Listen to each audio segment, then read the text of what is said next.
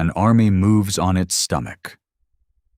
But what actually goes into that stomach has ranged from carefully engineered nutritional science to food so bad that soldiers used it as ammunition in complaints that reached Parliament.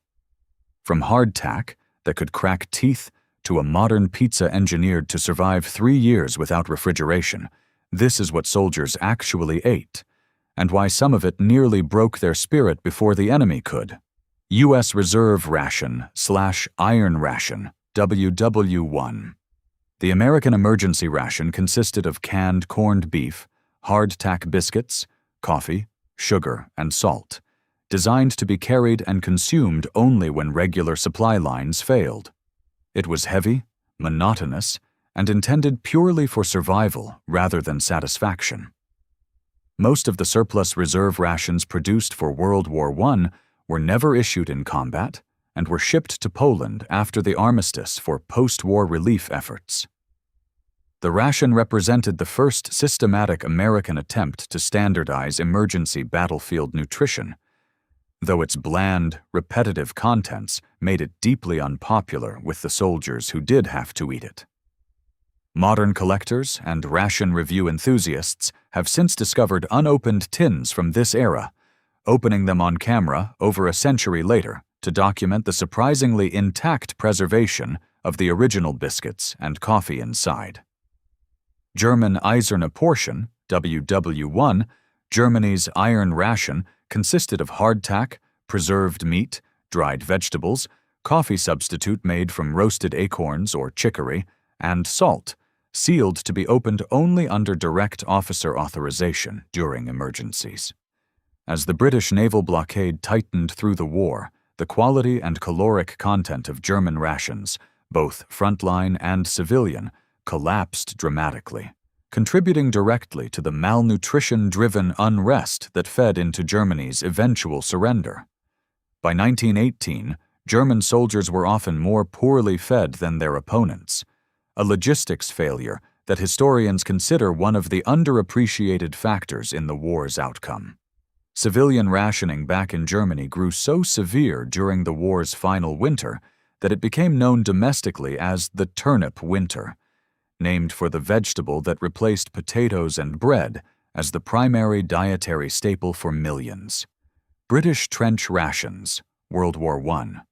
British soldiers in the trenches subsisted primarily on tinned corned beef, nicknamed bully beef, hardtack biscuits so dense they were sometimes used to reinforce trench walls or carved into decorative frames by bored soldiers, and strong tea brewed constantly whenever possible.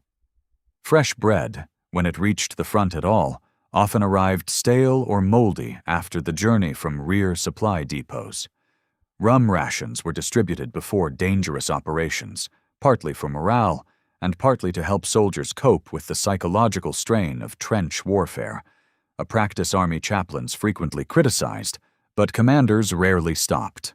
U.S. C-Ration, World War II, introduced in 1938 and used extensively throughout World War II, the C-Ration consisted of a meat can, designated M-Unit, containing options like meat and beans or meat and vegetable hash, paired with a B-Unit can containing a biscuit, a sweet component, and powdered coffee.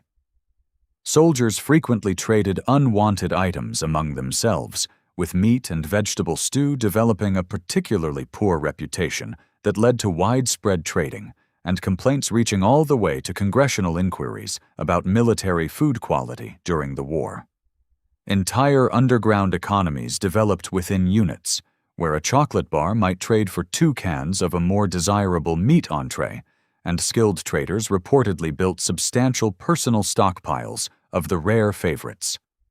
U.S. K-Ration, World War II.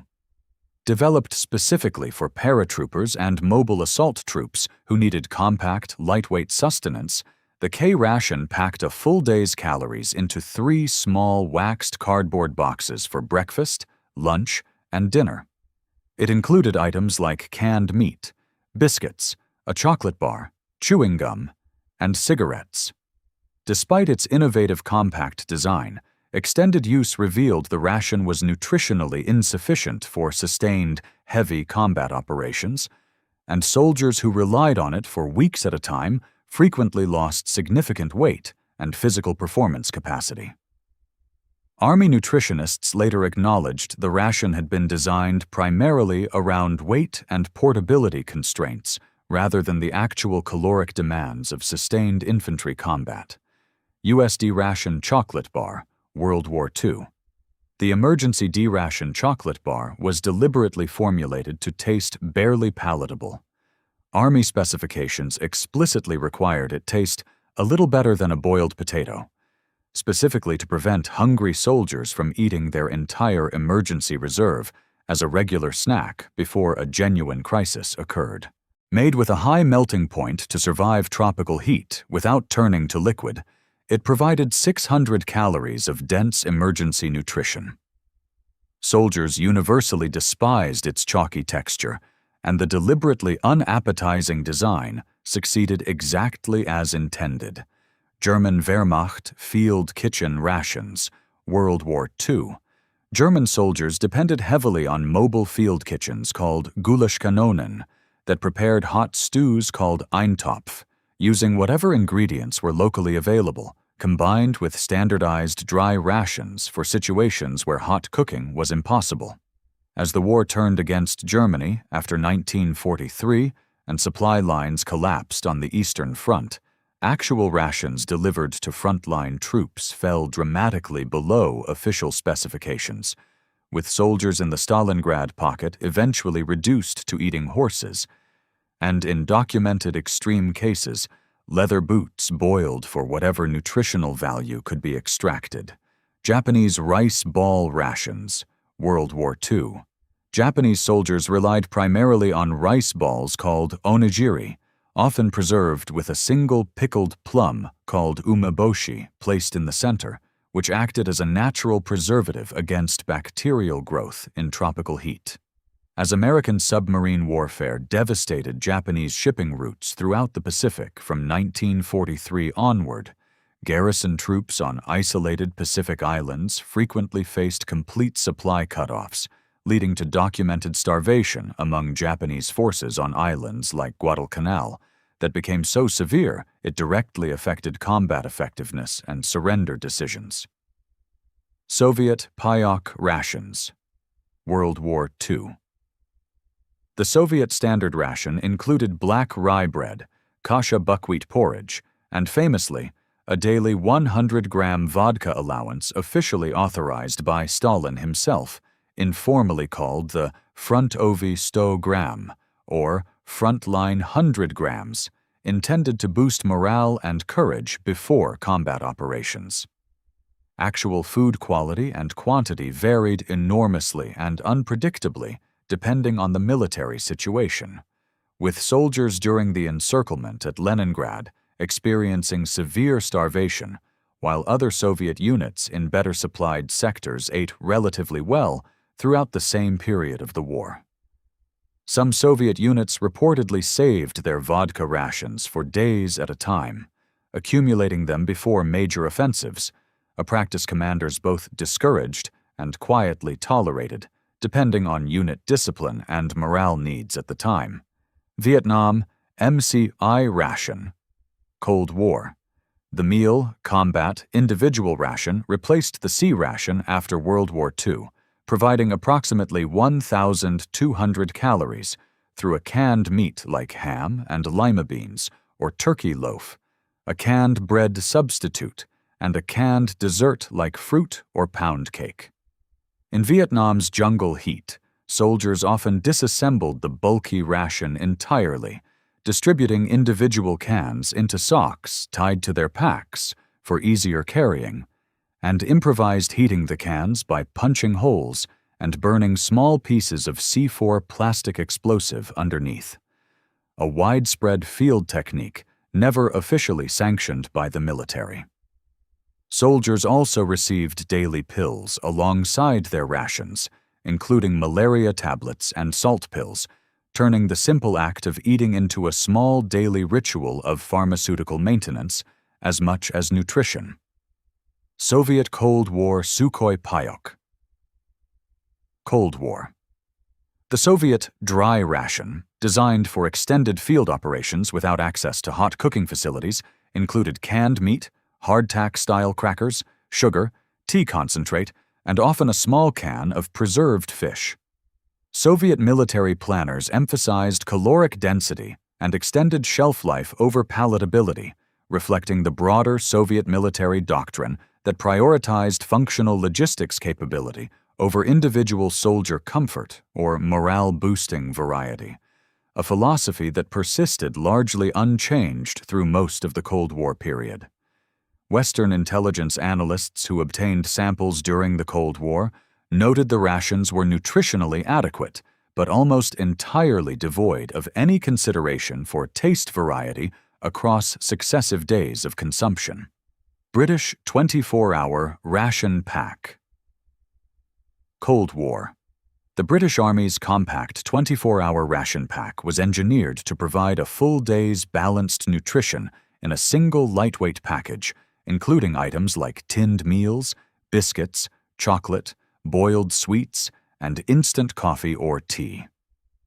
British forces developed a reputation among NATO allies for producing consistently higher quality field rations than several other nations, with the packs frequently traded and highly sought after by American and other Allied soldiers during joint exercises and deployments throughout the Cold War period. The inclusion of proper tea-making supplies, considered non-negotiable by British military tradition, became something of a running joke among Allied forces, who noted the British would establish a tea break under almost any battlefield circumstance. USMRE Introduction, 1980s. The meal, ready to eat, replaced the aging C-Ration and MCI systems starting in 1981, switching from heavy tin cans to lightweight vacuum-sealed foil pouches that dramatically reduced weight and logistics burden for the same caloric content. Early MRS earned an immediately poor reputation for bland, rubbery texture, with soldiers coining mocking nicknames like "meals rejected by everyone" and "meals rarely edible" that persisted in military culture for decades, despite substantial ongoing improvements to recipe quality and variety.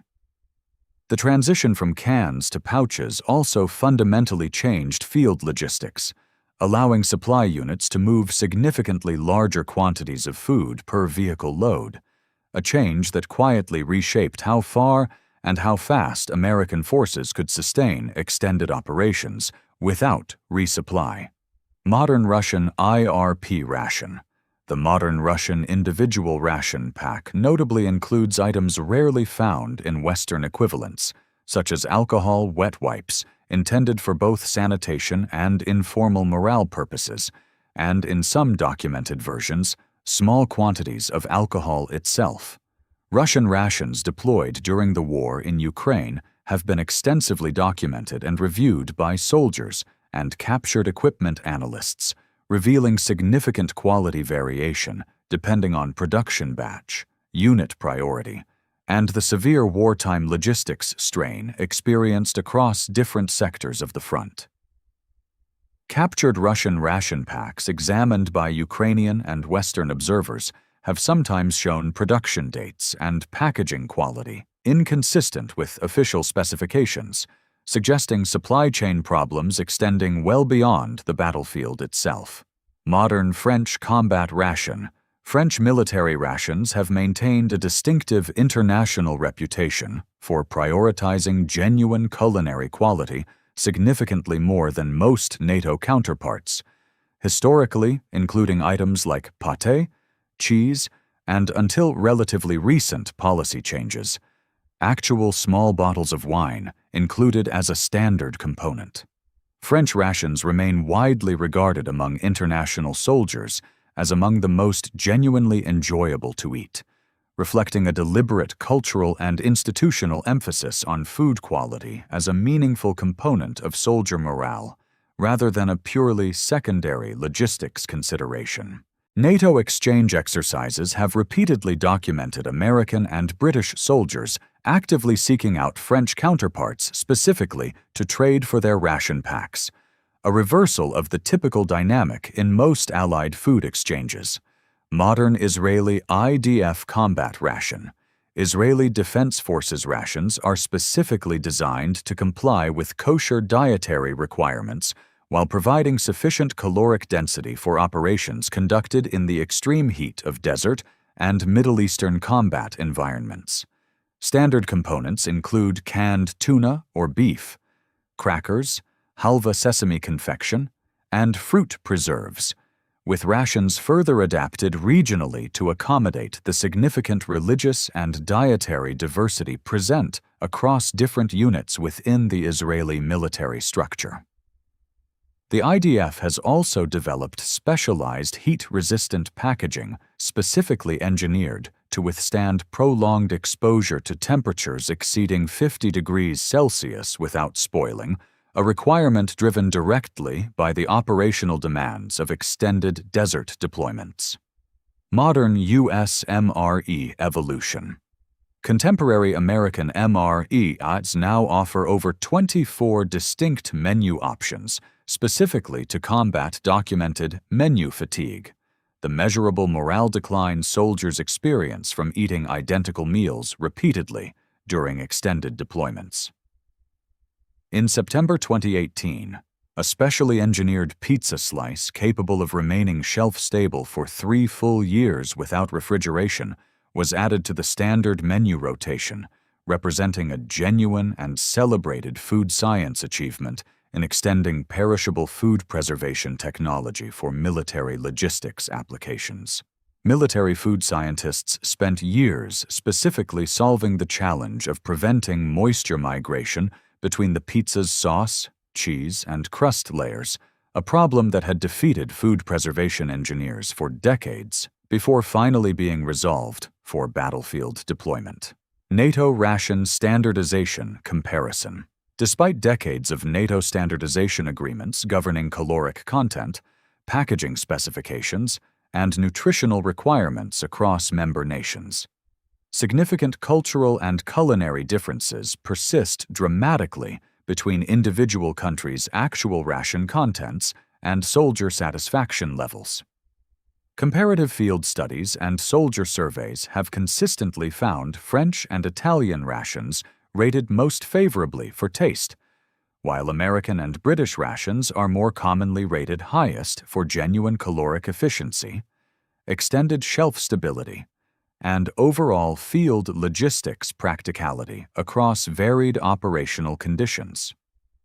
Multinational NATO exercises have effectively become informal international food festivals, with soldiers from different nations openly trading and comparing rations, turning a basic logistics necessity into one of the more genuinely enjoyed cultural exchanges of joint military life.